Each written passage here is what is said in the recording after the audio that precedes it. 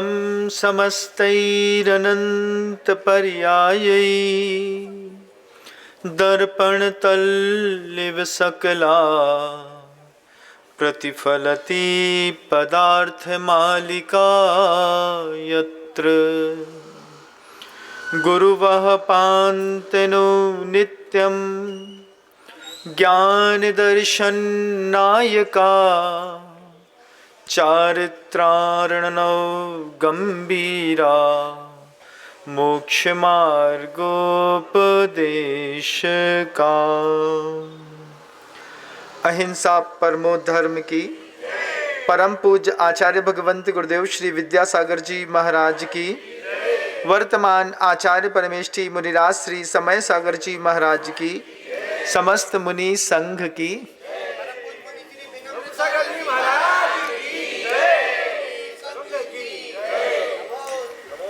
गुरुजी एक कहानी सुनाते थे हम लोगों को।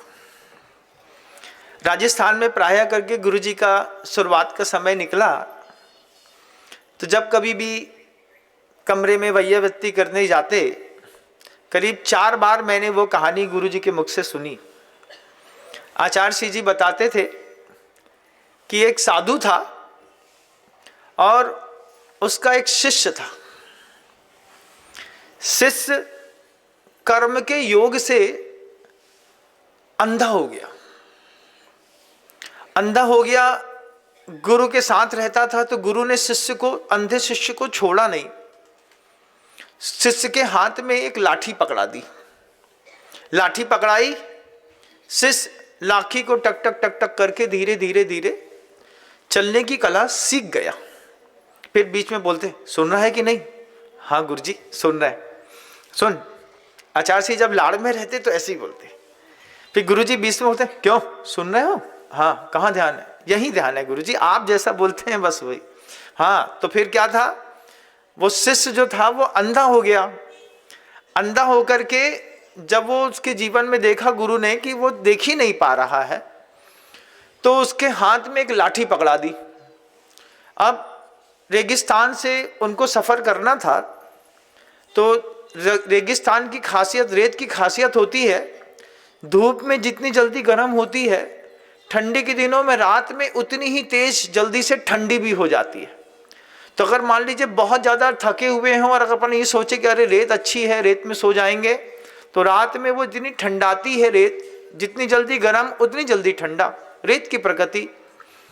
तो रेगिस्तान में दिन के उजाले में तो खूब धूप थी, वो चल रहे थे, पसीना से तरबतर थे, और गुरु ने शिष्य की डंडी पकड़ ली। बोले चलो मैं तुम्हारी डंडी पकड़ लेता हूं, तुम्हें टक टक नहीं करनी पड़ेगी, पहुंच जाओगे। एक जगह बैठाया, रात हो गई।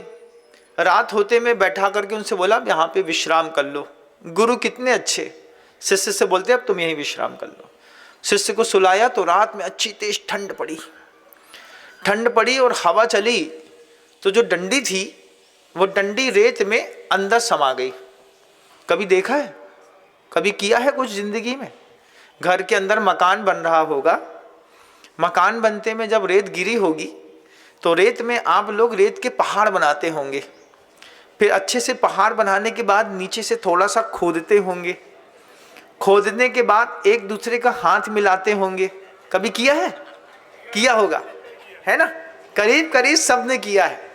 बच्चे क्रिएटिव आर्ट्स वाले होते हैं तो पूरे दिन रेत में खेलते हैं। और जब कभी आपने ऐसा भी किया होगा कि कोई चीज़ जो है, किसी की चाचा की या पापा की एक चप्पल उसी रेत में गपा दी होगी, और गपाने के बाद उसके ऊपर रेत डाल दी होगी। रेत डालने के बाद अब तुमको पता तो है कि हमने चप्पल अंदर डाली है, फिर तुमने रेत खोदी होगी लेकिन वो चप्पल मिली नहीं होगी। ऐसा जीवन में हुआ है क्या? हुआ है ना? कई बार हुआ होगा। फिर जैसे ही रेत में चप्पल गपा तो दी, और गपाने के बाद खोदी, उसके ऊपर डाल दी, और फिर दूसरे से कहते हैं हमने गपा दी है, तुम खोल के दिखाओ। अब दूसरे ने खोजी तो इधर की रेत इधर गिर गई, इधर की रेत इधर गिर गई, लेकिन वो चप्पल जहाँ पर धरी है उसके ऊपर से जब रेत दोबारा नहीं निकाल पाते तो फिर बच्चे का मुंह उतर जाता है। अरे हमने चप्पल गपाई तो थी लेकिन मिल नहीं रही। फिर घर के पापा लोगों की चप्पल अगर दबा दी है कहीं पे, उसमें अंदर चली गई, तो पापा को चप्पल टाइम पे नहीं मिलती, तो फिर पापा क्या करते हैं, देते हैं ना एक धमक के। जे मानता नहीं है, और फिर लेबर से कह जाते हैं रेत के ढेर में एक चप्पल दबी है, निकले तो निकाल के किनारे रख देना। पिता जानते हैं, अब बच्चे ने दबा तो दी है लेकिन बच्चा निकाल नहीं पाएगा। ये सब किया है कि जिंदगी में नहीं किया, किया है ना। हाँ, करना चाहिए। बच्चों को एसी कमरे से बाहर निकाल करके इन सब जिंदगी को जीने के लिए सिखाना चाहिए। इससे बच्चों के अंदर में दार्शनिकता बढ़ती है। अब वो जैसे ही आप अपना रेत का खेल खेलते थे, ऐसी प्रकृति ने रेत का खेल खेला, और उस अंधे की जो लाठी थी वो रेत में अंदर समा गई। अंधा शिष्य रात में उठा, उठ करके आसपास टटोला, टटोलने पर लाठी नहीं मिली। शिष्य ने बहुत दिनों से लाठी को पकड़ने के कारण लाठी को पकड़ने का अभ्यास था, पता था ये मेरी लाठी है, ऐसा है, लेकिन लाठी नहीं मिली। गुरु सुबह सुबह उठ करके थोड़े अपने दैनिक कर्तव्यों के लिए निकल गए। शिष्य अकेला उठ गया। अब आकुलता होती है। कैसी आकुलता होती है? बिल्कुल वैसे ही जब आप बाथरूम में नहा रहे हो और आपका छोटा सा बच्चा उठ जाए। अब उठे बच्चे के साथ कैसी आकुलता होती है? वो उठ गया, अब मम्मी को चिंता है इस बात की, अब जो मोड़ा उठ गया अभी रोएगा, 5 मिनट में इसको पकड़ लो नहीं तो रोएगा। और फिर जब वो रोता है तो पूरे घर में तहलका मचा देता है। माँ कहती आ तो रहे हैं बस 5 मिनट 5 मिनट, लेकिन बच्चे को 5 मिनट का सब्र मिले तब तो। 5 मिनट में तो पूरे घंटे की वार्निंग बेल बज जाती पूरे घर की। होता होगा ना ऐसा घर के अंदर, सबके घरों में होता है। ऐसा नहीं कि तुम्हारे घर के अंदर देवता आ गए ऊपर से, जो भी होता है नीचे से ऊपर होते हैं, तो सबके घरों में ये सब घटनाएं घटती हैं। अब जैसे ही गुरु दूर गए, अंधा शिष्य की लाठी खोई और अंधे शिष्य उठ गया। उठ करके वो इधर उधर देखता है तो उसको आकुलता हो रही थी। आकुलता होने पे हाथ में उसकी लाठी तो नहीं आई, लेकिन एक दूसरी लाठी हाथ में आ गई। दूसरी लाठी जैसे ही हाथ में आई तो शिष्य ने लाठी को छू करके देखा। लाठी पहली लाठी से ज्यादा चिकनी थी, अच्छी चिकनी थी, बिल्कुल व्यवस्थित थी, गोल मटोल थी, और साथ में थोड़ा सा लाठी में कर्व भी था। तो शिष्य को लगा कि हम रेत में लाठी रख देंगे तो लाठी फिर गुम जाएगी। तो शिष्य एक जगह बैठ करके और बहुत अच्छे से उस लाठी को अपनी गोदी में रख करके ऐसा मजबूती से पकड़ा रहा। अब इतने में सामने से गुरु आए। 10-15 मिनट बाद ही गुरु आए, तो आते ही साथ शिष्य को देखते हैं, शिष्य की गोदी में वो लाठी देखते हैं, और शिष्य को जैसे ही देखते हैं तब गुरु के अंदर की करुणा जाग जाती है। गुरु के अंदर की करुणा जागती है। गुरु शिष्य से बोलते हैं, क्या पकड़ा है हाथ में? गुरुदेव, आप जो लाठी देके गए थे वो तो मिली नहीं, लेकिन नई लाठी मिल गई। देखिए कितनी चिकनी है, कितनी गोल है, और बिल्कुल लंबी है, एक जैसी है। तब गुरु कहते हैं, ये लाठी नहीं है, क्या है? सांप है। सांप? सांप ऐसा कठोर थोड़ी होता है, सांप ऐसा अकड़ा थोड़ी होता है। तो गुरु कहते हैं, अंधे, दिखाई तो देता नहीं है तेरे को, ये सांप है, रात में रेत की ठंडी के कारण अकड़ गया था, थोड़ी देर में सीधा होगा तो जिसकी गोदी पे बैठा है उसी को काट लेगा। अब ये गुरु जैसे ही बोलते हैं कि तुम्हारी गोदी में सांप है लेकिन अकड़ा हुआ है तो लकड़ी जैसा लग रहा है, ये अनुभूति अंधे को नहीं होती कि लकड़ी है कि सांप है। गुरु को जिसकी आंखें होती हैं उसके मन के अंदर करुणा जगती है। करुणा जगती है तब गुरु कहते हैं, जिसको हाथ में बड़ी मजबूती से पकड़ के बैठा है ना, ये सांप है, जिस दिन जग गया, जिस वक्त जग गया उसी वक्त काटेगा, तेरा जीवन नहीं रहेगा। शिष्य को विश्वास नहीं हुआ। तब गुरु कहते हैं, जहां पर कस के पकड़ा है वहीं पर हल्के से छू के देख। जहां कस के पकड़ा है वहां पर क्या करके देख, हल्के से छू के देख, मुलायम लगेगा। इतनी मुलायम लकड़ी नहीं होती, ये सांप है और शिष्य ने गुरु की बात मान करके वो लकड़ी दूर फेंक दी। गुरु खुद उठाए, हाथ से दूर छोड़ करके उस सांप को चले आए, उसको उसकी वास्तविक लट्ठी दी, ये तेरी लकड़ी है, तू इससे चल। गुरु को तो अंधे शिष्य को एक गुरु मिल गया, तो गुरु ने अंधे शिष्य की जान बचा ली। लेकिन आपने भी कई सांप पकड़ के रखे हैं, आपने भी कई सांप पकड़ के रखे हैं, लेकिन आपसे छूटते नहीं, आंख से दिखाई देता नहीं, लेकिन आचार्यों को दिखाई देता है। और आचार्यों को दिखाई देता है, और आचार्य जाने से पहले देखने की दृष्टि ग्रंथों में लिख करके गए। गुरुजी ने पहले ये कहानी पूरी सुनाई और उसके बाद एक गाथा कह दी। वही गाथा मैं आपसे कहना चाहता हूं। गुरुजी ने ज्ञानार्णव ग्रंथ की एक गाथा कही, शरणाओति लेस्या इंदी वसदा या अठ रुद्दानी नानम चदुपौत्तम मोहो पावप पदा होदी। ये 11 स्थान है पाप प्रद, लेकिन हमने और आपने पकड़ के रखे हैं।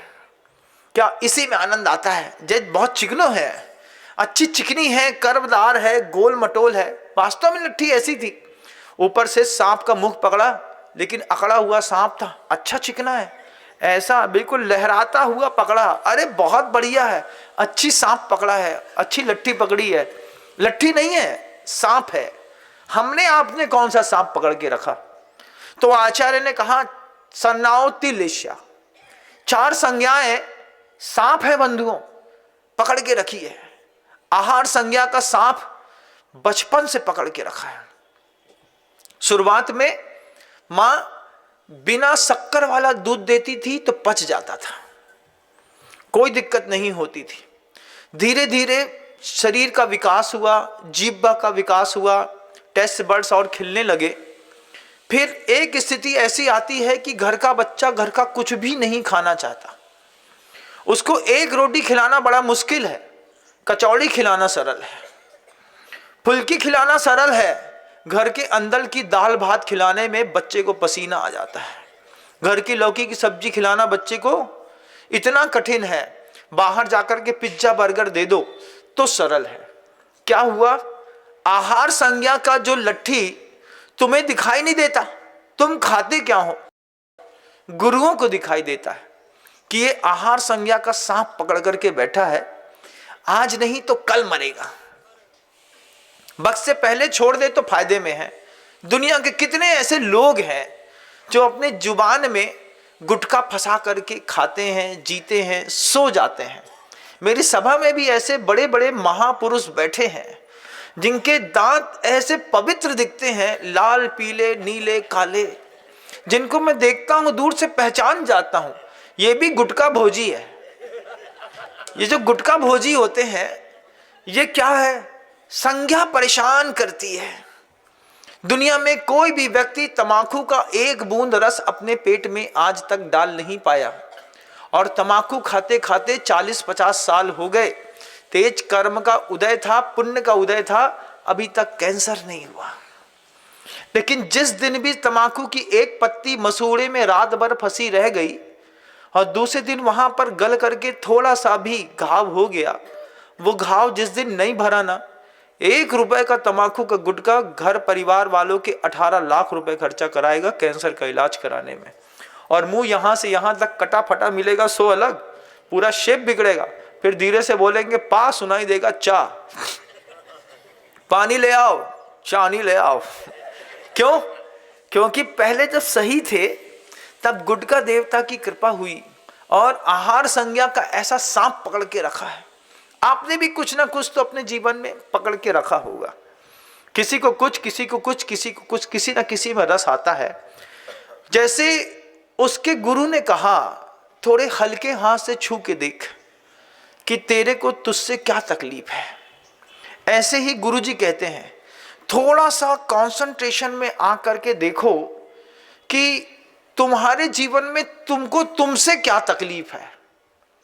किसी और से तकलीफ होती अलग बात थी, हमको सामने वाला परेशान करता है, ये ऐसा बोलती हैं, इनके घर के अंदर ऐसा हो रहा है, फलानी चीजें देखते हैं, दूसरी चीजें हैं तकलीफों की, पर निमित्त से होने वाली तकलीफ अलग वस्तु, लेकिन स्वयं से स्वयं की तकलीफें भी एक बार सेल्फ कंसंट्रेशन करके अपने आप से पूछो कि दुनिया में अगर कोई भी व्यक्ति तुम्हें परेशान नहीं करे, फिर तुम किस बात से परेशान हो?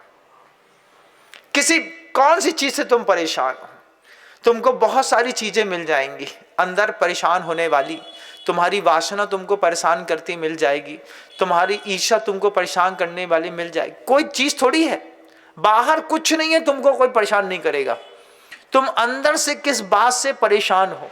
तो कुछ बच्चे दिन भर सिर्फ इसीलिए पैसे चुराते हैं कि शाम को 5:30 बजे फुल्की खाएंगे। फुल्की खाने के लिए बच्चे पैसा चुराते हैं।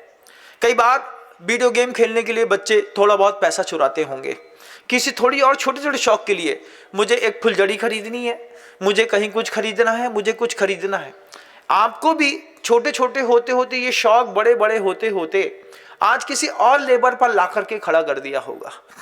एक बार सेल्फ कंसंट्रेशन में आंख बंद करके अपने आप से पूछो, अगर दुनिया में कोई परेशान नहीं करेगा तो भी तुम किस बात से परेशान हो? तुम परेशान हो जब कभी भी मौका मिलता है, अच्छी सभा में भी तुम्हारे मुख से गाली निकल जाती है, तुम्हारा संस्कार तुमको परेशान करता है। अच्छे बड़े घर के आदमी रेमंड को कोट पहन करके बड़े घर के ब्याह में गए और रोते पे ए बेते चमारा मार कछू कह के चले आए। फिर कब हो? अभी तक तो अच्छे दिख रहे थे जब तक ये कक्का कछू नहीं कह रहे थे। बुंदेलखंड का आदमी हो, अच्छा सूटेड बूटेड बेहतरीन तैयार करके, जब तक अच्छा स्मार्ट, बुंदेलखंड में अच्छे गोरे चिकने लोग मिल जाएंगे तुमको, है ना, अच्छे तैयार कर दो, ऊपर से नीचे तक अच्छे से लीप पोत दो, उनका लीपा पोती करके अपडेट कर दो। जैसे ही वो थाली उठा करके एक शब्द बोलेगा, शुद्ध बुंदेलखंडी, कहा रे तुम नाय से मोइन सोई नहीं समझ में आ रही, किते आए बैठे हो, आओ तू इते आ। जैसे ही उसकी ये भाषा सुनेंगे वैसे ही समझ में आएगा, अरे भैया दूर से जय जिनेंद्र। क्यों? जब तक तुम नहीं बोल रहे थे तब तक तुम बहुत खूबसूरत थे। जैसे ही तुमने बोला और सामने वाले ने पक्का कर लिया, कुछ भी हो जाए इसके घर में ब्याह नहीं करेंगे, जिसको बाप ऐसे बोला था कि लड़कियां कैसी बोला तो ये लड़कियां क्या बोलेगी, आन तो देता ना सोई हम बता रहे, फिर कमाएगा हम अपने ससुर को ऐसो समझे हैं, ऐसो समझे हैं काकी, तुम्हें सोई ना समझ में आए कि हमने नाय से माए उनको कब आया कर दो। अब मोड़ी दिख तो बड़ी अच्छी रही है, लेकिन जैसे ही भाषा खुली वैसे ही समझ में आ गई। इंदौर वाले तो जीवन में कभी ब्याह ना करे बुंदेलखंड में, वे बोले हमें नहीं कर रहे अपनी बिटिया ब्याह। अब क्या बोले, बुंदेलखंडी इंदौर में आके बस गए बात अलग है, लेकिन अगर शुद्ध इंदौरी से बोलो कि तुम बुंदेलखंड में ब्याह कर ले तो बोले महाराज हमने अपनी मताई से कही थी सोई की घटकटैया ले गई हो, जो घटकटैया नहीं जाने। अब क्या है बता दइए ने कि घटकटैया क्या है। अब जैसे ये भाषा सुनेंगे वैसे ही पति क्या बोलेगा, गलत डिसीजन। इसका चेहरा देख करके भगवान से प्रार्थना करी थी जय मोड़ी चाहिए, आवाज सुन के ऐसा लगा था कि कहां फंस गए, अब छुटकारा कैसे पाए। फिर छुटकारा के टॉपिक जुड़ते हैं, शुद्ध इंदौरी कभी बुंदेलखंड में ब्याह नहीं कर सकता। वो नहीं लाएगा, क्यों नहीं लाएगा, बोले जब जैसा दिखता है, जब वो बोलता है तब समझ में आता है। सेल्फ कंसंट्रेशन में देखिएगा कि आप किससे परेशान हैं, कि आपकी वॉइस, आपकी आवाज जो है, वो आवाज जो है जब कभी भी आप सभा में बोलते हैं और गलती से 1-2 शब्द गलत निकल जाते हैं और पूरी सभा में रंग में भंग पड़ जाता है। ये सांप पकड़ के रखा है, इसको ढीला करके हल्के से स्पर्श करके देखो कि तुम अपनी आवाज से परेशान हो, तुम अपने अंदाज से परेशान हो। तुम्हारा नेचर खुद को भी परेशान करता है। कोई तकलीफ नहीं होती ना तो भी कुछ लोग मनहूस टाइप को रोते ही रहते हैं, कहा बताइए अब हमें तो कोई कछु कह ही नहीं रहा है। अरे जब तुम्हें कछु कहे तो तुम्हें तकलीफ, अब तुम्हें कोई कछु नहीं कह रहा हो तो भी तकलीफ। अब क्या बताएं बे, कम से कम कल तक 4 सुनाते तो जो तो समझ में आता कि बे हमारे हैं, आज से तो बे कछु कह ही नहीं रहे, अब और ज्यादा तकलीफ। किसको? आपको अपने नेचर से तकलीफ। आपने अपना खुद ऐसा कोई सांप पकड़ के रखा है। थोड़ा हल्के हाथ से अपने आप का ऑब्जर्वेशन करिए कि परिवार वालों के बीच में मेरी प्रतिष्ठा क्यों नहीं है। फिर से बोलूं, समाज वालों में तो बहुत है, समाज वालों में तो तुम सेठ जी कहलाते हो, घर के अंदर भटा के भाव नहीं पूछ रहे। समाज वालों में क्या है, अरे बे बाबूजी सवाई सिंगाई सेठ सीमन साहब के मोड़ा आए बे, आओ आओ भैया आओ। घर के अंदर घुसे नहीं कि भटा के भाव कीमत नहीं है। अपने जूता खुद ही उतार के धरो, अपने लाने पानी खुद उठाओ, अपनी चाय खुद बनाओ, और उसके बाद बोलो थाली लगा दो तो बोले रखो तई पे, उठा लो और खा लो। ऐसी स्थिति है। दुनिया भर के जितने साहिबान मेहरबान कदरदान है ना, इनकी घर के अंदर भटा के भाव की स्थिति नहीं है। हमसे पूछो, हम जानत हैं, हम सबके बारे में सब जानत हैं। हाँ बिल्कुल, घर के अंदर महारानी अगर एक बार अपने मोबाइल में घुस गई ना 2:15 बजे, उसके बाद उनको भगवान नहीं उठा सकता। और अगर उनको किसी ने उठा दिया फिर चिड़चिड़ देखो उनकी। तुमको तो पूरे दिन तुमको एक नौकरानी चाहिए थी कि एक महारानी, और हमको महारानी सब बना के लाए थे, नौकरानी बना के धर दिया। 1 घंटा मोबाइल ढंग से नहीं चला सकते। अच्छा एक कप चाय बना दो, खुद बना लो। तो ये हाल है। फिर पूछना चाहते हैं कि घर के अंदर तुम्हारा ऐसा कौन सा व्यवहार है जिस व्यवहार के कारण घर के अंदर तुम्हारी 1 रुपए की भी प्रतिष्ठा नहीं है। एक बार देखो, मोहल्ले में तो बहुत अच्छी है, मोहल्ले में सब तुमको अच्छा मानते हैं, जीजी को जीजी कहते हैं, भैया को भाई साहब कहते हैं, सब है। घर के अंदर तुम भटा के भाव काहे हो गए? का तकलीफ थी घर वालन को तुमसे, तुम्हें घर वालन से? बोले महाराज घर के अंदर न हमारी भाषा अच्छी थी, न हमारे सोचने के विचार अच्छे थे, न वाइब्रेशन अच्छी थी। गलत सांप पकड़ लिया, गलत लाठी पकड़ करके घर में जिएंगे। आज नहीं तो कल कटेंगे, और कटेंगे तो बटेंगे, और बटेंगे तो कटेंगे। दोनों चीजें होती रहेंगी, कटना बटना होता रहता है। मैं आप सबसे पूछना चाहता हूं कि जिन फैमिली मेंबर्स के बीच में हमको अपनी जिंदगी की अंतिम सांस लेनी है, उनके प्रति हमारी भाषा के बारे में ऐसा क्या हो जाता है कि हम अपने परिवार वालों से बहुत अच्छे से नहीं बोल पाते। एक पूछना चाहता हूं, बस मैं जानना चाहता हूं कि ऐसा क्या हो जाता है, और उसी के कारण आपकी कीमत घर के अंदर भटा के भाव पे। भटा क्या होती है? सड़े भटा है, बने तो बने, नहीं बने तो भिखारी को दे दो, नहीं तो कुत्ता को दे दो, और नहीं तो गैया को खिला दो, कोई भी खा लेता है। और भाई घर के अंदर ऐसे ही पड़े रहते हैं टुकने में। भटा कभी भी उसमें नहीं रखना पड़ते, फ्रिज में। क्यों? वे संवेदनशील होते हैं, उनको कुछ कोई फर्क नहीं पड़े। वे खुले में पड़े रहे, धूप में पड़े रहे, भटा तो भटा है। ऐसे तुम हो गए घर में, खुले में पड़े रहो, कछू पहनो, कछू करो, हमें तुमसे कछू मतलब नहीं है। तो ऐसे तुम क्यों हो गए? तुमने ऐसा क्या कर दिया कि घर वालों के बीच में तुम्हारी 1 रुपए की प्रतिष्ठा नहीं रही? एक बार सेल्फ ऑब्जर्वेशन करिएगा, समझ में आ जाएगा। हम या तो टाइम से उठते नहीं हैं, सेल्फ कमिटमेंट को पूरा करते नहीं हैं, या तो हम तेज बोलते हैं, या हम अपेक्षाओं में खरे नहीं उतर रहे हैं, या हमारी क्रोध करने की सामर्थ्य इतनी बढ़ चुकी है कि हम दुनिया भर का कचरा उठा करके अपने घर में फेंक देते हैं। दुनिया भर में अवसादग्रस्त रहे, वहां विरोध कर नहीं पाए यहाँ पे। और जैनियों की तो खासियत है, जैनी किसी मुसलमान से नहीं लड़ सकता, किसी छत्री से नहीं लड़ सकता, इसलिए वो जैनी से लड़ता है। बोले अब हमारे मन के अंदर बम तो भरी है, हमें लड़ने हैं। अब कौन से लड़िए? छत्री से लड़ेंगे तो फालतू में भी खूना कच्चर हो जाएगा, उनसे लड़ेंगे तो अबे फालतू में भी तलवार चला देंगे। किससे लड़ें? बोले हम अहिंसक हैं लेकिन लड़ाई की भाव है। तो अब काम करते हैं, अपने भाई से लड़ लेते हैं। तो जिनके अंदर खूब लड़ने की बम होती है, वे अपने घर ही में दंगा फसाद करते रहते हैं। उनके श्रेणी में आपका परिवार तो नहीं आता कि भाई की तरक्की देख करके तुम्हारे मन के अंदर कुछ होता हो। ऐसा होता है क्या कि अगर मान लो छोटे भतीजे ने एक अच्छा पैंट पहन लिया है तो बड़ी मम्मी की नज़र सबसे पहले छोटे भतीजे के पैंट में जाती है, बोले दुकान एक ही है, कितनों महारानी खर्चा कर रही हैं। ऐसा तो नहीं होता? होता तो होगा, इतने ईमानदार नहीं हो तुम लोग, तुम्हारे बारे में सब पता है।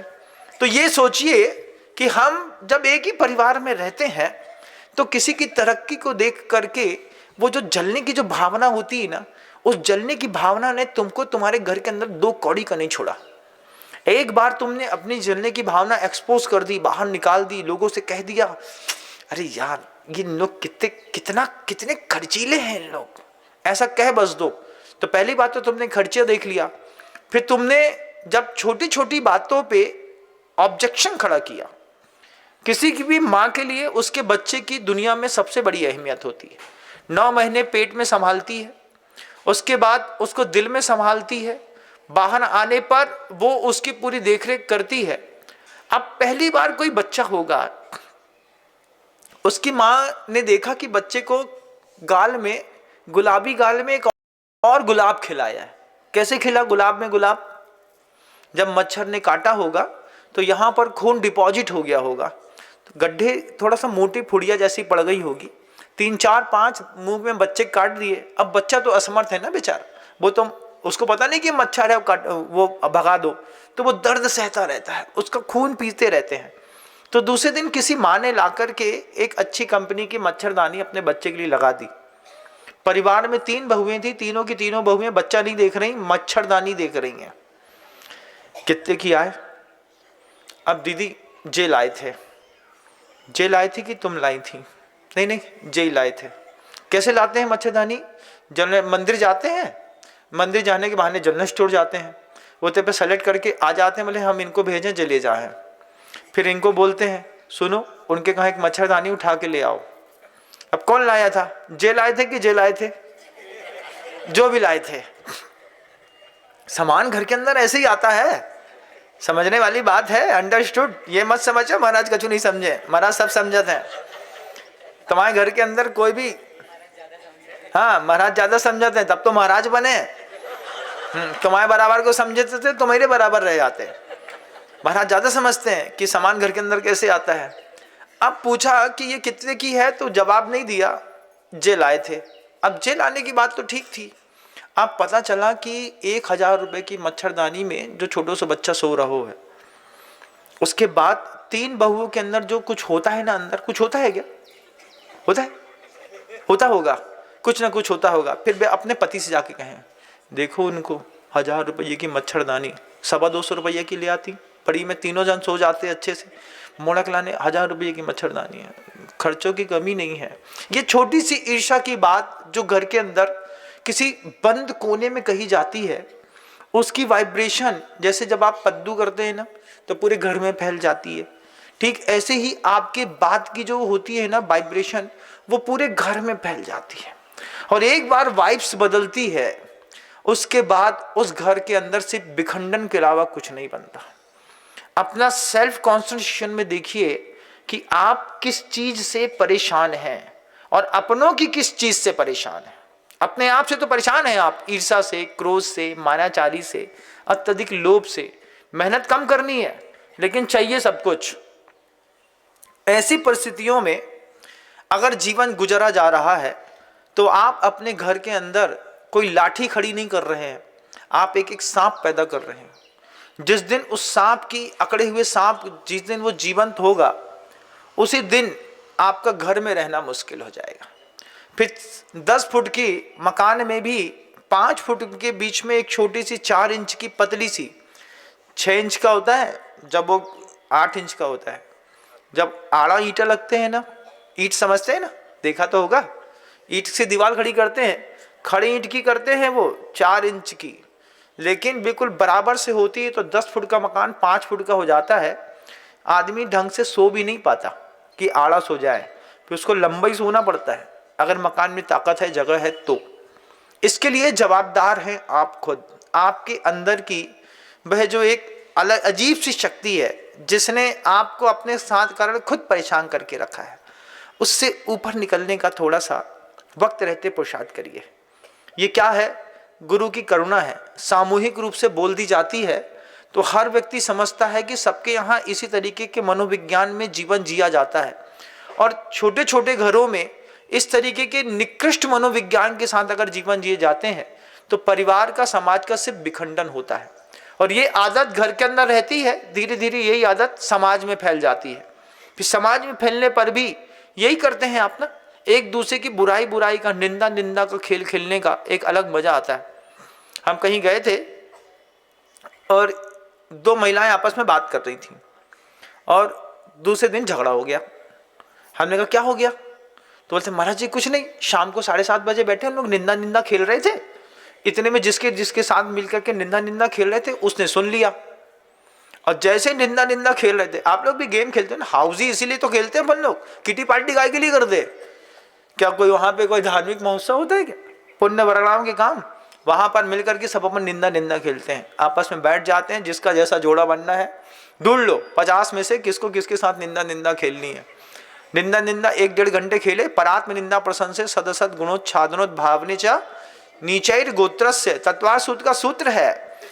आंख वाले गुरुदेव हम सब अंधों को बता के गए, हम भी अंधे थे, आप भी अंधे हैं, बता के गए गुरुजी, परात्म निंदा प्रशंसे सद असद गुणोच्छादनोद भावने चा नीचैर गोत्रस्य, नीच गोत्र का बंद है निंदा करना के मजा, लेकिन करने में मजा आता है महाराज। उसके बाद जो डाइजेशन होता है ना 1-1.25 घंटे का, ऐसा खाना पचता है सुबेरे बिल्कुल साफ। और 2 दिन मान लो नियम दे दे कि संकल्प कर लो सुबह से लेकर शाम तक किसी की निंदा नहीं करेंगे, ना जिंदा की ना मुर्दा की, 2 दिन नहीं करेंगे, तो फिर आदमी का बोलेगा काय कलाने जी रहा है, फिर क्या मतलब है जीवे से। वो एक रस है, अगर आपको उसमें रस आता है तो आप गलत ट्रैक पर हैं। आपने अपने हाथ में एक ऐसा सांप पकड़ के रखा है, जिस दिन वो आपके जीवन में जिंदा हुआ, आपका निंदा का रस आपकी निंदा करा करके आपको ही गर्त में ले जाकर के छोड़ देगा। ऐसा करते हैं क्या? करते होंगे, तब तो आचार्यों को ग्रंथों पे लिखना पड़ा। आचार्यों ने, आचार्य भगवंत उमा स्वामी जी महाराज ने सर्वज्ञ की देशना को सुनकर के तो सूत्र लिखे ही हैं, लेकिन तात्कालिक परिस्थितियों में अनुभव को देख करके भी बहुत कुछ ग्रंथों में लिखा गया है। मतलब जिस समय उमा स्वामी जी महाराज ने तत्वार्थ सूत्र की रचना की होगी 5वीं शताब्दी में, उस वक्त भी इस तरीके का कोई माहौल रहा होगा। गुरुदेव ने देखा होगा कि इस तरीके का माहौल यहाँ पर होता है, लोग ऐसी ऐसी बातें करते हैं, और युगों युगों तक ये सदी अभी जीवंत रहने वाली है। उस वक्त सर्वज्ञ की सीधी सीधी देशनाओं का कुछ प्रवाहमान काल में उनको मिला होगा। उस वक्त उन्होंने सोचा कि अगले आने वाले 20,000 साल में, 18-19,000 साल में शासन सुरक्षित रखना है, इस सूत्र को जैन समाज के बीच में रखना पड़ेगा। तब गुरुदेव ने सूत्र रखा, परात्म निंदा प्रशंसे सद असद गुणोच्छादनोद भावने च नीचैर गोत्रस्य, नीच गोत्र का बंद होता है। तद विपर्योर मृत्युनुत्सेको च उत्तरस्य, उसे ठीक विपरीत से उच्च गोत्र का बंद होता है। तत्वार्थ सूत्र दुनिया का एक ऐसा ग्रंथ है जिसको सही तरीके से समझ लिया जाए तो आदमी का देखने का विजन बदल जाता है। और वैसे भी अपन अंधे हैं, अपने को तो वही दिखता है जो दिखता है। जैसे अंधे को वो चिकनी ठंडी हुई लट्ठी जैसे दिख रहा था सांप, ऐसे ही हमको निंदा में एक आनंद आता है, ये हमारा सहारा है। हमको भोजन का सहारा सहारा नहीं लगता, हमको भोजन की वासना का सहारा सहारा लगता है। भोजन करना सहज बात है, पेट में भूख लगी थी, दाल रोटी सब्जी दाल भात खा ली, दाल चावल ले लिया, ठीक थी। अब इसमें एक स्पेशलाइजेशन वाला, खाएंगे तो पप्पू के ढाबे का खाएंगे। हम सैटरडे है, आज अगर तुमने सब्जी बनाई तो फिर सोच के रहियो, फिर क्या करोगे? आज वो साउथ इंडियन वाले का है ना, केरला वाले का, अपन उसके यहाँ का डोसा, एक बुलवालो नहीं, वहीं चल के खाते, हाँ वहीं अच्छा लगता है। बाहर के खाने की एक बड़ी अजीब सी खासियत है कि वो जो नाली के ऊपर का ठेले में जो सामान बिकता है ना, वो घर में ला करके खाओ तो उसका टेस्ट ही नहीं आता। नाली के गंदगी की जो खुशबू ऐसा सूंघते फिर खाते हैं तो वो लगता है कि कुछ खा रहे हैं। अब घर के अंदर तो साफ सुथरा माहौल है, कभी ट्राई करके देखना, तुमको तुम्हारी कसम है, हाँ कभी तुम ट्राई करके देखना कि एक कचौड़ी जो तुम ठेले में बैठ करके खाते हो ना, खड़े होकर के, उससे बोलना भैया इसको पैक कर दो, पैक करके ठेले तुम्हारे घर के सामने होगा, और ठेले के घर के सामने सो करके घर के अंदर घुस जाना, घर के अंदर घुस करके टीवी चालू करके उसी चम्मच से उसी कचौड़ी को खा के देखना, तुमको कभी वैसा टेस्ट नहीं आएगा जो नाली के ऊपर खड़े होकर के खाने में आता है। उसका तो क्या, अरे महाराज ऐसे बनाता है ये, बिल्कुल तुमको क्या पता, हमको पता। किराना दुकान वालों से पूछो कचौड़ी वाले क्या कचौड़ी में माल मिलाते हैं। क्या क्या वहां पे धोएंगे? वहां पे धो रहे क्या? इतने खुजाओ और वही से फिर बंगोड़ी निकाल दे, ले भैया चल गए, अपन ने ऐसे ऐसे छर छर करी, अरे इनका तो हाथ ही गजब का है। बिल्कुल, तुम्हें उल्टे सीधे खाने की आदत है, तभी तो हाथ गजब का है तुम्हारा। तो ये क्या था, घर के अंदर जो भोजन मिलता है ना, उसमें माँ की भावना होती है। माँ जब बच्चे को थाली लगा करके देती है तो वो अंदर सोचती है मेरा बच्चा है, एक थाली खाएगा तो इसका वजन बढ़ेगा। माँ के अंदर के साथ घर के अंदर के भोजन में सिर्फ भोजन नहीं, भोजन के साथ भावना भी तो रहती है। ठेले के अंदर खड़े होकर के जब आप खाते हैं तो क्या उसकी भावना रहती है, तो जल्दी खाओ, किसक यहाँ से पैसा दे, उसकी भावना है पैसा कमाने की। घर के अंदर की थाली की भावना है माँ की, अपने बच्चे को देखती है, मम्मी दे दो, भूख बहुत तेज लगी है। इतने ही से लाड़ में, भूख तेज में उसके हाथ से कब घी की कसरिया दाल में गिर जाती, लो अच्छी गरम गरम है, जल्दी खा लो, अच्छा रहेगा, इतने प्यार से खिलाती है। लेकिन भोजन की वासना अगर परेशान करती है तो घर की रोटी बच्चों को अच्छी नहीं लगती है। बच्चे क्या बोलते हैं, ब्रेड ले आओ।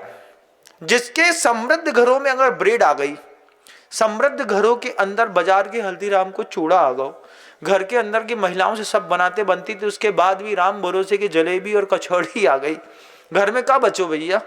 तो माए में और रिक्शा वाले में कछु अंतर कहाँ लो, सोई बताइयो हमें। हम बुंदेलखंड के नहीं हैं, लेकिन हमने बुंदेलखंड में रह करके सीख लिया है। उस तरफ का बेल्ट अलग है, ये बुंदेलखंड की भाषा ही बिल्कुल अलग है। लेकिन आप कुछ सोचिएगा कि समृद्ध परिवारों में जब कितनी सारी चीजें हैं, मतलब कहां कहां हमने एक कड़ा हुआ सांप पकड़ के रखा है। आचार्यों ने गाथा कही थी, सन्नाओ तिलेश्या इंदी बसदा ये अठरुद्धानी नानम चदुपौत्तम मोह पावा पदा होदी। 11 ऐसे सांप है जो हमने अपने जीवन में पकड़ के रखे हैं। उसमें सबसे पहला सांप पकड़ के रखा है आहार संज्ञा का। दुनिया की हर अच्छी चीज खाने की इच्छा है, बिना देखे कि चीज अच्छी है कि बुरी है। हमने तो जब श्रेणी चरित्र पढ़ा था तब देखा था कि रानी चेलना ने भोजन के भूखे कैसे होते हैं, तो गुरुजी हमेशा कहते थे गरम गरम तो आदमी को उसी का जूता बना करके खिला दो तो वो अपना जूता भी खा जाएगा। सिर्फ गरम गरम अच्छे से प्यार से तरीके से बघारो, अच्छा स्लाइस बनाओ, धनिया पत्ती मिर्ची मसाला सांभर मसाला मिलाया, छौंक लगाया, ले बेटा पपड़ी बनाई तुम्हारा ने, हाओ हम खा गए। बाद में पूछ रहे रानी चेलना से 5-7 खड़े होकर के, हमारा जूता कहाँ है। चेलना बोलती है तुम तो बड़े ज्ञानी बनते, अब बताओ अपना ज्ञान बघारो, बताओ तुम्हारा जूता कहाँ है। अब वो बे बोले थे हमें नहीं पता हमारा जूता कहाँ है। तो बोले मुंह में हाथ डालो, अपना जो कौवा पकड़ो, कौवा को हिलाओगे, जैसे कौवा तक हाथ जाता है ना, ये बड़ी उंगली होती है, ये बड़ी उंगली अंदर तक, यहाँ तक कौवे में जैसे छुपती है तो अंदर से पूरा खिंचता है। खिंचते पर 32 मीटर की आंतों में जितना तुमने माल मस्का है ना सुबह सुबह, वो सब बाहर फेंकता है। इसको सुबह सुबह किया जाता है, इसको कुंजल क्रिया कहते हैं। जब कभी भी किसी भी छाती में कफ बहुत जम जाता है, गला जाम हो जाता है, तो सुबह सुबह तेज गर्म पानी नमक वाला पिलाते हैं। नमक वाला पानी पिला करके हाथ 3 उंगली अंदर डालते हैं और उस कौवे को थोड़ा सा छूते बस है, और पूरा का पूरा पानी मुंह से और नाक से जब बाहर फेंकता है तो पतला पानी बिल्कुल गाढ़ा निकलता है। बाल्टी में कभी करना समझ में आएगा। तो जब पतला पानी बिल्कुल गाढ़ा निकलता है तो अंदर का जितना भी कफ रहता है आंतों का और छाती में जमा हुआ, वो कफ भी उस पानी के साथ बाहर निकल जाता है। प्रकृति ने एक गजब की व्यवस्था दी है। अब लगे हैं सेकबे में, लगे हैं गोली खाबे में। अरे भैया, एक जग गर्म पानी में 2 चम्मच नमक मिलाओ और उसको स्पीड में अंदर पी जाओ। जैसे अंदर जाए तो अब रुको नहीं कि 15 मिनट बाद हम पानी को कुंजल करेंगे। अंदर जग पिया, पानी लिया, पानी लेने के बाद खड़े हुए, उकड़ू बैठा और कुंजल किया। जैसे ही 3 उंगली अंदर डाली और कौवे तक छुपाई दी और उसने पानी ने बाहर फेंका, और 2 बार के कुंजल करने पर पूरा का पूरा कफ निकल करके बाहर, सामने वाले को रिलैक्स। लेकिन हम तो गोली खा करके सीखेंगे, तुम्हारी जैसी मर्जी, हमारा काम तो बताने का है। आचार्य कहते भैया अंधे के हाथ में लाठी है कि सांप, उसको बताते रहना, तो उसको सांप से कटवाना हो वो उसकी मर्जी है। हम तुम्हारे घर में आकर के तुमको नहीं बदल सकते, लेकिन तुम हमारे घर में आओगे तो हम जरूर तुमको बदल सकते हैं। और तुम हमारे घर में आते हो, ये हमारा घर ही तो है। देखो इतने सारे लोग बैठे हैं हमारे घर में, तो उनको अगर मान लीजिए ऐसा लगता है कि गुरु को लगता है कि ये चीज़ बता देनी चाहिए, तो फिर मैं बता देता हूँ। तो जो जैसे वो अंधा एक सांप को लकड़ी समझ करके बैठा है, ऐसे ही आप आहार और आहार की वासना के बीच में फर्क नहीं कर पा रहे। नहीं कर पाने के कारण ही दुनिया भर में नए नए तरीके से मौतों का एक लगातार जो सिलसिला जारी है। सिर्फ गोलियों से भूंजने से मौतें नहीं होती, आजकल टेक्निक बदल गई है। आजकल हथियारों से किसी भी कौम को ख़त्म करने के लिए इतनी खून खराबा नहीं करना पड़ता। थोड़ा सा पानी में वायरस डालना है, थोड़ा सा पेस्टिसाइड में वायरस डालना है, थोड़ा सा भूमि में वायरस डालना है, इतने में तो काम हो जाना है। कोरोना वायरस ने कमाल करके दिखाई ना। आपके यहाँ सेकेंड वेव आई थी तो क्या हुआ था, जिसकी उम्मीद नहीं थी वो चले गए ना दुनिया से, रोक नहीं पाए अपन। इसका मतलब है कि अब आपको मौत जो है, अगर आपको फाइनेंशियली, फिजिकली, मेंटली डिस्टर्ब करना है, इसके लिए कोई आतंकवादी को गोली चलाने की जरूरत नहीं है। अब जो बायोलॉजिकल के आतंकवादी हैं, बायोकेमिक के जो स्टूडेंट हैं और आतंकवाद की एक नई मुहिम छेड़ रहे हैं, इनको बहुत कुछ करना नहीं। अभी हमने परसों सुनी, 4 दिन पहले वो बात को सुनी कि वो जो रोड पे झाड़ू लगाते थे ना, उन झाड़ू लगाने वालों में से एक झाड़ू लगाने वाला पहले रोड में रात में पाउडर फेंक देता, सुबह सुबह पाउडर फेंक देता, फिर पाउडर फेंकने के बाद जो है वो झाड़ू लगाता। तो जब झाड़ू लगाता तो झाड़ू से जो डस्ट उड़ती उससे पाउडर उड़ता, पाउडर उड़ने से पाउडर उड़ करके आसपास के मकानों में जाता, तो लोगों को छींक की शिकायत होती। और छींकने के बाद कारण जो है, उसके मोहल्ले से थोड़ा सा दूर पे एक डिस्पेंसरी थी डॉक्टर की, उसकी डिस्पेंसरी में वो छींक का स्पेशलिस्ट निकला। छींक का भैया छींक लाइए, कोई भी निकलेगा वहां से, उसने झाड़ू लगाई है, आसपास से निकलने वाले को छींक हो रही है, आंख में जलन हो रही है, 2 चीजों का स्पेशलिस्ट, आंखों की जलन का और छींक का, और वो उसी की गोली में अरबों रुपए कमा गया। कमाने के, खराब करने के तरीके बदल गए। सुधरने का प्रयास करिएगा। आपको बहुत सारी चीजें कहनी थी, लेकिन एक ही बात कह पाया। बहुत सारे सांप हैं, 11 सांप हैं। उन 11 सांपों में पहला सांप है, आहार में और आहार की वासना में अंतर होता है। जब किसी चीज के साथ वासना शब्द जुड़ जाएगा, वासना मतलब जो अपने आप में वास ना करने दे, उसका नाम वासना होती है। अब वो एक बार सागर गहरे के बगल से निकल जाओ, एक बार जोमेटो, पिज्जा, बर्गर कुछ भी खा लो, चाउमीन, वो सड़ा मरा सा मोमोज खा लो, पता नहीं कौन टाइप को बना थे वो खा लो, एक बार उसकी वासना जगी, फिर क्या है, फिर वासना, फिर हम अपने आप में नहीं रह पाते। थोड़ी देर बाद इच्छा होती है। बच्चों को हल्दीराम की भुजिया खाने की एक बार आदत पड़ जाए, उसके बाद बच्चे घर का सेव नहीं खाते। तुम खा लो ये वाला, हमें तो 5 रुपये दे दो, हम सामने से 30 ग्राम का एक पैकेट ला करके खा लेंगे। क्यों? वासना। एक भोजन में पता नहीं ऐसा क्या मिलाया गया है कि हमारे घर का शुद्ध भोजन हमारे बच्चे को भोजन न होकर के भोजन की वासना से लगाव हो गया, तो कहीं बाहर का ला करके खाता है। घर के अंदर भी इसी तरीके के स्ट्रक्चर चलते रहते हैं। इन सब चीज़ों में बहुत कुछ सुधार की आवश्यकता है। अगर आपको भी लगता है कि आपने आहार की वासना का कोई सांप पकड़ के रखा है, गुरु ने समझाने का प्रयास किया, आप छोड़ने का प्रयास करिएगा। बच गए सो तुम्हारा भाग है, और नहीं तो खीर पूड़ी तो बटनी है तुम्हारे नाम की। क्यों? क्योंकि अभी कल ही देखा मैंने बंधु, रोज मैं यहाँ से निकलता था और तिलक नगर जैन मंदिर जी के सामने एक महिला ठेला लगाती थी, और कल सुना हमने कि शाम को उसको हार्ट अटैक आया, उसकी डेथ हो गई। अब सुना तो ठीक था, लेकिन मैं उस महिला के परिश्रम को रोज सुबह सुबह देखता था कि पूरा ठेला महिला होकर के खुद चलाती है, संभालती है, लोगों करती है।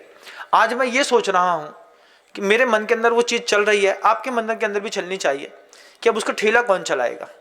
ठेला नहीं चलाएगा तो उसके बच्चे को कौन पालेगा, बिजली का बिल कौन देगा, नल का बिल कौन देगा, घर में खाना कौन बनाएगा, बच्चों को संभालेगा कौन, बच्चों को दुलारेगा कौन।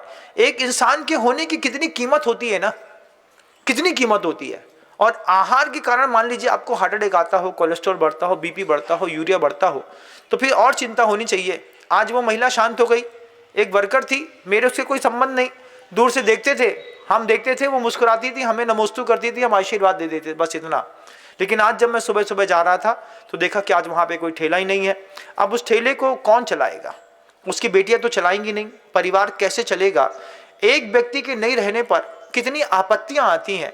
आप अपनी गरिमा, आप अपनी महिमा और आप अपनी आवश्यकता को भी समझें और अपने जीवन में आहार विज्ञान को सुधारने का प्रयास करें। शब्दों को विराम देता हूं। गुरुदेव श्री विद्यासागर जी महाराज।